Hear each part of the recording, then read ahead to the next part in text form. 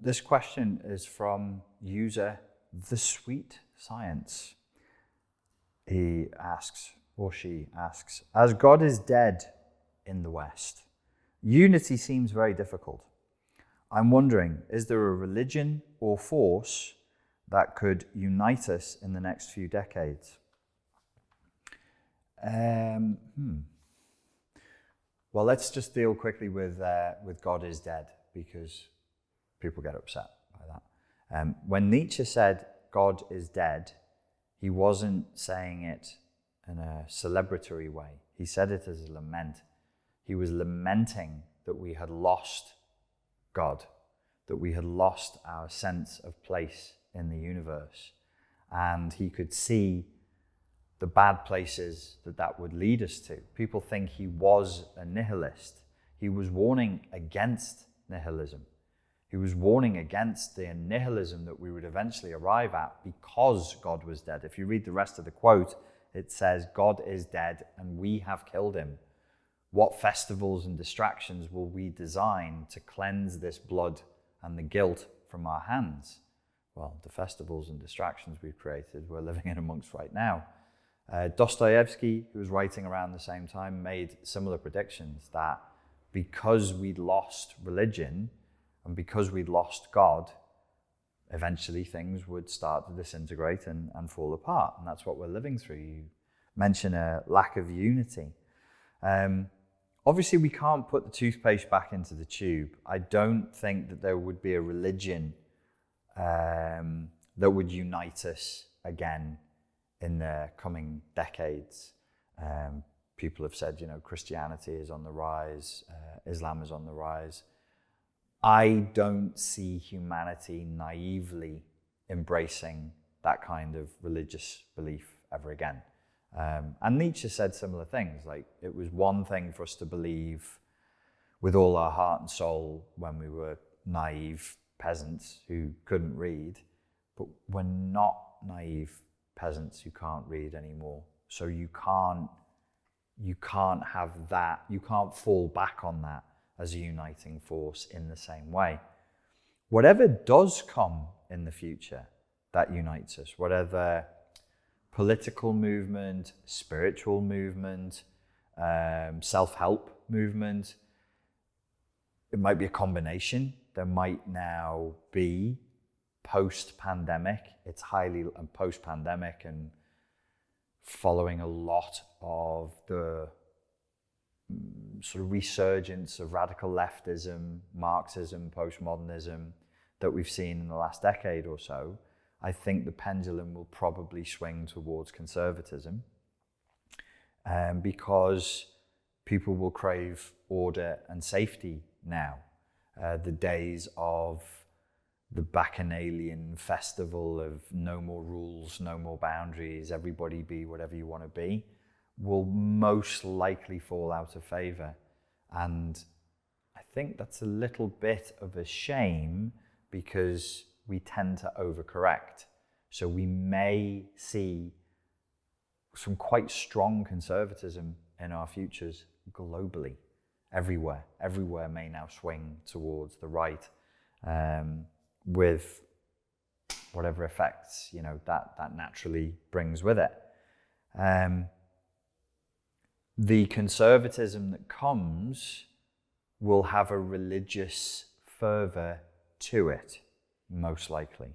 So we'll be doing conservatism in a religious way with a degree of religious orthodoxy because we are religious creatures, we're spiritual creatures. That's just what we crave. So even if it's not a full, naive, anti-scientific, completely faith-based religion, there will be religious aspects to it, most likely. What I would prefer to see is I would like us to really read and heed people like Dostoyevsky and Nietzsche and try to move beyond the next big ideological shift. We as humans seem to function almost like empty cups. We don't want to think. We don't want to be philosophical. We don't want to think critically. We don't want to explore the unconscious. We don't want to individuate and become authentic. So we just absorb other people's stuff, because into an empty cup, any old crap can go in. And it's the easier option, is to just let somebody else put ideology into your brain for you and give you a set of rules. It would be nicer, and I think if you read Thus Spake Zarathustra, I think this is what Nietzsche was pushing towards with his ideas of the Übermensch. Wasn't about dominating other people. It was about leaving the Untermensch, the Untermensch, to Nietzsche, behind historically, and moving into a better future. And you had two potential futures, the Übergang and what was it? Maybe it was the Untergang. One means downgoing or setting, like the setting of the sun, and the other means upgoing. Übergang was definitely one. Maybe it's Untergang. Maybe not. Downgoing or upgoing. And that there was a choice that we would have to make. But in Nietzsche's view, we would need to learn to be selfless and egoless. So we would need to build a world for a generation that we would never see. We would choose to function as the bridge, this is Nietzsche in Thus Spake Zarathustra, between the Untermensch, who we used to be at a lower level of evolution, to the Übermensch, to who we could be in our future. And it wouldn't be our children's children that would see that world. It would be generations off into the future, and that we would need to supersede our own ego and our own selfishness and our own self-interest, and basically sacrifice it to build this better world for the future. In that sense, it's a kind of sci-fi level utopianism. But I don't think it's beyond our aspirations. I don't think it's beyond our aspirations, at least, to think in an ego-less way for future peoples that we'll never see, because they will all be iterations and replications genetically of us. It will be humanity, ultimately. So rather than us just having a sort of a neoconservative religious ideology of the future, I'd like to see us transcend ideology. Ideology is for the mass. Ideology is for the herd. Ideology is for people who have not moved beyond slave morality. For people who are ready to individuate and people who are ready to move beyond slave morality, you wouldn't need an ideology, and an ideology wouldn't function. People who are individuated can't stand ideology. They wouldn't move as a collective mass based on ideological possession. It just wouldn't happen. Couldn't happen. There'd be nowhere for the virus to set root.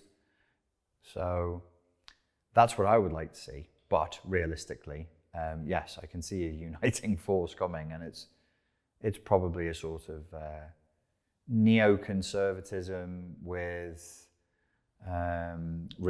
delivered with religious fervor and with a religiosity written into the source code itself.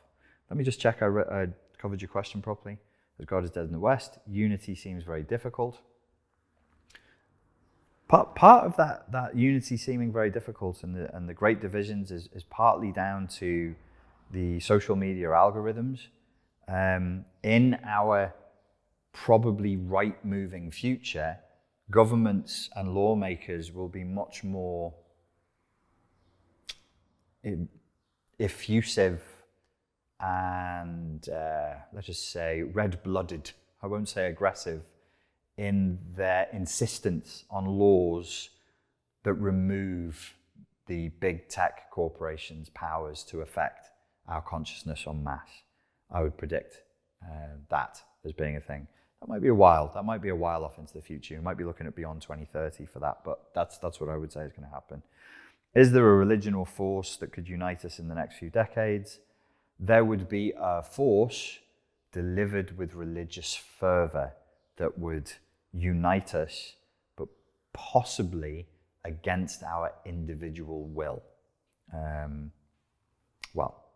We now know what negatively aspected left-wing ideology looks like. We've lived it.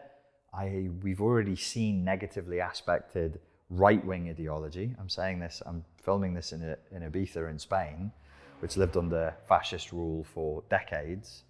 I would like to move beyond tyranny and authoritarianism and totalitarianism. I'm just a crazy rebel that way. I don't think it's the best thing for the individual. And it would be a shame if humanity's conclusion was we are such children that we need totalitarianism, whether it comes from the right or from the left. It would be nice if we could trust ourselves and each other to live with more libertarianism and smaller government. But I don't see that in our future. Uplifting, no? Ladies and gentlemen, thank you very much for your time and for your attention, and I look forward to speaking to you again very soon. Cheers.